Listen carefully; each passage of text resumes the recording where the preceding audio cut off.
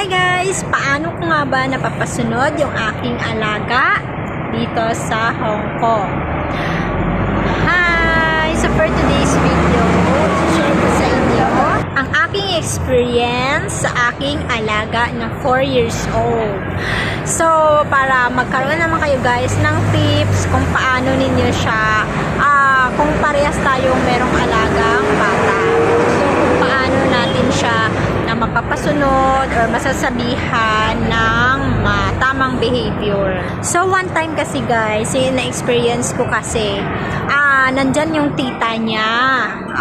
Kumakain sila noon. Tapos nung time na yun kasi, napapansin ko kasi pag natutulog siya dun sa nanay niya, tapos kinabukasan, pagising is nag-iiba yung kanyang ugali. Parang more on nagiging suplada siya. Pero pag sa akin siya natutulog, di ba, ang bait-bait niya pagkagising. Pero nung time na yon talagang nagsuplada siya. Siyempre, mapapansin mo naman, di ba, sa alaga mo. Sabi ko, bakit niya ganito? Kahit kinakausap ko siya, guys, hindi siya nagsasalita, hindi siya sumasagot. Kaya ang ginawa ko, kinausap ko siya nung gabi. At saka pinagalitan kasi siya nung hapon na ng tita niya kasi nga dinilaan niya, as in sinasabihan siya ng ganun, tapos ganyan-ganyan siya sa tita niya. Tapos siyempre nagalit yung tita niya, sabi niya gusto mo palayasin kita. Siyempre kahit hindi ko naintindihan na tinuturo niya yung pinto ganyan, tapos galit yung tita niya. So, tapos, tinanong siguro siya, sabi niya kung sino yung sa kanya, nagturo ng ganyang pag-uugali. Tapos sinabi ba naman yung pangalan ko. Tapos sabi ko ganun, kahit hindi ko siya naintindihan, alam ko yung ganun. Tapos, biglang yung tita niya, pinalinis sa akin yung lamesa, tapos sabi sa akin, bilis, quick, sabi yung ganun, quick daw. Hindi naman yung nagaganon sa akin yung tita niya, mabait yun sa akin. Tapos yun, nung umuwi na yung tita niya, tapos, nung gabi na, nagwiwi siya, kasi pag-wiwiin ko yan bago matulog. Tapos, syempre, lilinisan ko yung private parts niya ng wet tissue. Siyempre, sinabihan ko siya.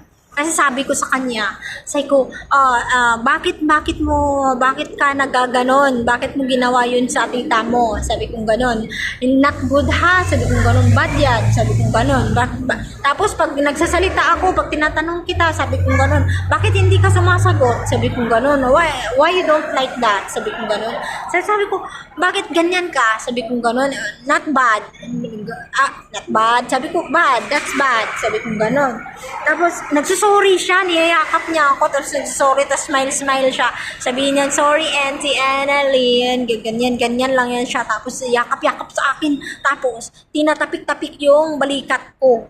Oo. Kasi hindi ganyan yung alaga ko, guys. Mabait talaga siya at saka masunurin. Pero hindi ko alam, siyempre, siguro sa mga pinagsasabi. Minsan kasi parang nagsiselos siguro yung nanay. Minsan kasi nga pag close ka na sa alaga mo, di ba? Close na ako sa alaga ko. Kinakarga ko yan. Pag sinusundo ko, kinakarga ko, nakayakap yan sa akin. Minsan kinikis ko talaga yan. Sa ulo lang naman. Yan, kinikis ko. Tapos sinasabihan ko, miss you. Tuwang-tuwa yan siya. Ganyan yan sa akin. Tapos minsan yan pag natutulog kami, nag-holding hands pa yan sa akin pag natutulog. Syempre may CCTV guys, nakikita yan lahat ng nanay niya. So yun, kaya minsan yan sa kanya talaga natutulog, sa kanya niya talaga pinapatulog yung bata. So pag may klase, sa akin yan natutulog. Pero minsan, depende sa mood niya, yun, doon siya sa mami niya matutulog. Pero yun nga, nasasabihan ko na yung alaga ko ngayon guys, at kaya ko na siyang kontrolin. Tapos pag kumakain siya sa umaga, dati kasi yan, iyak yan siya ng iyak. Pag gising sa umaga, iyak siya ng iyak. So, sinasabi ko sa kanya, sabi kasi ni ma'am, ako daw yung bahala kung ano daw yung way ko para mapahinto, para sumunod sa akin yung alaga ko. So, ako yung gumawa ng way na ganun. So, yun. Nung sinasabi ko sa kanya na kada umaga, sabi ko sa kanya, ang laki ng aso. Walang tali, sumusunod lang siya sa niya. Sinasabi ko sa kanya na if you do like that in the morning, you wake up and then you do ganyan siya palagi, guys. Always ganyan siya, everyday. Tapos ang hirap-hirap niyang pabangunin, ang hirap-hirap niyang gisingin. As in, tiyaga ko talaga yun. Tapos sinabi ko sa kanya, sabi ko, ano kayang sasabihin ko sa kanya na para maging behave siya pag gising niya sa umaga? Ay, ang sinabi ko, guys, alam mo, sabi kong ganun, sabi ko sa alaga ko, kasi Sasa yung pangalan, Sasa, sabi kong ganun. If you do that like that every day, if you wake up like that, you get ugly, you know? You get ugly, and then your classmate confused why Sasa is ugly. I tell her like that. Sabi ko, why Sasa is ugly? Bakit pangit na kaya si Sasa? Ano nangyari sa kanya? Siguro kada umaga pag nagigising siya, sabi ko ganun.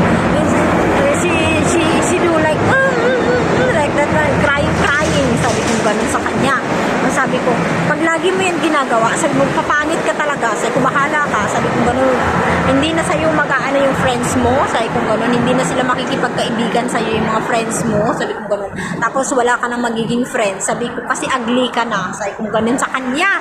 Kaya simula nun, guys, hindi na talaga siya nagkaganon. Alam mo, pag nagising yun ng umaga, nakasmile, happy.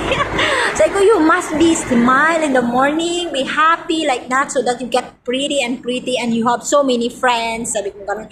Every time they have a birthday party, if they every time they have a birthday, you invited.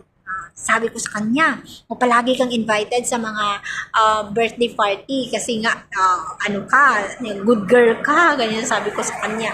Yun lang, guys, yun lang ang sinabi ko sa alaga ko na naging ano na siya. Tapos pag wiwiwi yan siya, lagi ko sinasabihin, oh, so fast, quick, wow, Sasa is always number 1, quick, faster, so smart, so pretty. Lahat ng puri-puri, guys, talagang sabihin mo sa alaga mo para mabola-bola mo siya at magbago yung ugali niya at susunod na siya sa'yo talaga. So, yun lang talaga, guys, yung ginawa ko na napasunod ko na yung alaga ko ngayon at hindi na ako nahihirapan sa kanya sa pagising sa umaga. Nasunod na yun sa akin. Pag sinabi ko yun sa pagkain, kakain yun, ang bagal, kung ano-ano pang ginagawa ng mga laro-laro sa table, sabihin ko niyan, the ring alarm. The alarm ringing already and your mommy get angry na. Sabi kong ganun. So, your mommy get angry na, we go quick na, and we go out na. We're getting late na. Ganyan ko na siya, pinapagalitan ko na siya, sinasabihan ko na siya, at sumusunod na siya, guys, sa akin. Don't worry, sabihin yan sa akin. Don't worry, Auntie Annalyn, I go quick, I eat quick, like, ganun na siya. Diba? So, yun lang, guys. Sana may nakuha kayong tips sa akin about sa pag-aalaga sa mga bata. So, ang alaga ko kasi 4 years old.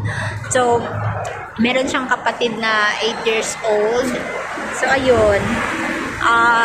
Sana maparehas tayo ng experience or ano dyan na may alagang bata at pwede yung yun din ang sabihin sa alaga nyo para maging behave din sila. So yun lang, guys, maraming salamat sa palaging panonood ng aking videos.